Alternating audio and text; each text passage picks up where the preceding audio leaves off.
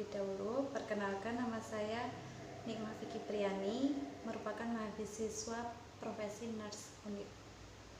Nah, kali ini saya mau berbagi mengenai perbedaan OTG, ODP, dan PDP. Yang pertama kali OTG, orang tanpa gejala. Apa sih OTG itu? Orang tanpa gejala yaitu seseorang yang memiliki resiko tinggi menularkan COVID-19 ke orang lain. Nah, siapa sih yang termasuk OTG ini? Yang termasuk OTG ini biasanya dia memiliki kontak erat dengan pasien dalam pengawasan maupun dengan pasien COVID-19. Dia pernah kontak dengan pasien tersebut dalam jarak 1 meter. Nah, beberapa orang yang termasuk OTG, yang pertama yaitu 1. Petugas kesehatan, petugas yang merawat pasien PDP,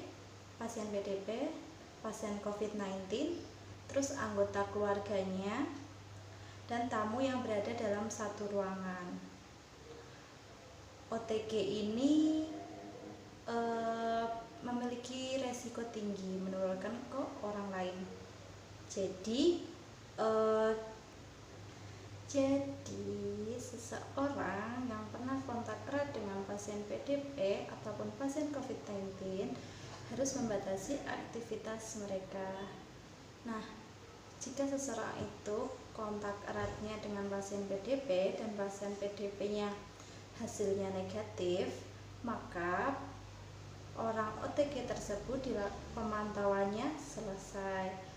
Jika pasien PDP itu hasilnya positif, yaitu hasilnya positif COVID-19, seorang OTG tersebut harus dilakukan pemantauan kembali selama 14 hari dan harus dilakukan pemeriksaan sampel juga untuk mengetahui apakah orang tersebut mengalami terkena COVID-19.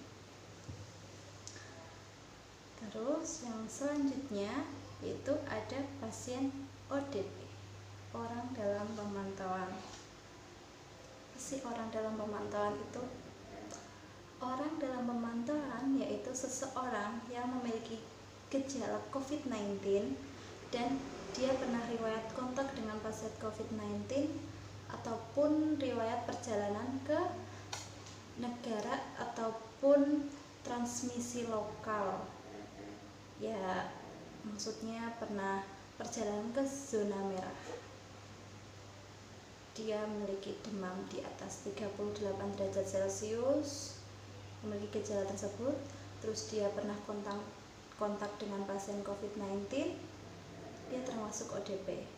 Ataupun dia batuk, pilek, terus dia pernah berpergian ke daerah zona merah ataupun kontak dengan pasien COVID-19, dia termasuk ODP. Pasti yang harus dilakukan? Nah, kalau ODP ini harus dilakukan pemeriksaan sampel pada hari ke-1 dan hari ke-2. Dan pasien ODP ini dia isolasi di rumah mandiri. Dia membatasi aktivitas mandiri dan tidak diisolasi di rumah sakit. Jika terjadi gejala yang tambah buruk pada ODP ini, maka harus segera dibawa ke rumah sakit rujukan atau rumah sakit darurat sesuai dengan keadaan pasien tersebut. Nah, sekarang apa sih bedanya dengan PDP? Pasien dalam pemantauan. Pasien dalam pemantauan yaitu seseorang yang memiliki gejala COVID-19 dan ditambah dengan ISPA, infeksi saluran pernafasan atas. Dia juga pernah riwayat kontak dengan pasien COVID-19 ataupun pergi ke daerah zona merah. Dia akan langsung disarankan untuk dirujuk ke rumah sakit dan dilakukan isolasi di rumah sakit untuk penanganan lebih lanjut terkait ISPA-nya. Nah, pasien dalam pengawasan ini akan dilakukan pemeriksaan sampel juga pada hari ke-1 dan hari kedua.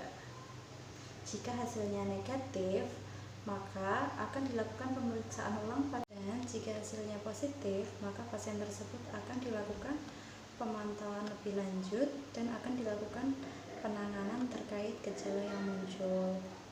Seperti jika ISPA berat dan membutuhkan alat pernafasan seperti ventilator, maka akan dilakukan pemasangan ventilator mekanik terkait gejala-gejala yang muncul pada pasien tersebut. Nah, tahu kan apa bedanya OTG, ODP, dan PDP? Kalau OTG, dia pernah kontak erat dengan pasien PDP maupun pasien konfirm COVID-19 dan dia tidak memiliki gejala apapun, demam, batuk, ataupun flu. Yang kedua, ODP merupakan seseorang yang memiliki gejala seperti demam di atas 38 derajat Celcius atau batuk, pilek, dan dia pernah riwayat kontak dengan pasien COVID-19 ataupun pernah pergi ke zona merah, dia termasuk ODP dan dia akan diisolasi mandiri di rumah. Jika PDP, maka pasien yang dimaksud PDP yaitu gejala yang muncul demam di atas 38 derajat Celcius ataupun batuk dan ditambah dengan ISPA, dia juga pernah riwayat kontak dengan pasien COVID-19 ataupun pernah pergi ke zona merah, maka dia disebut PDP. Ataupun dia cuma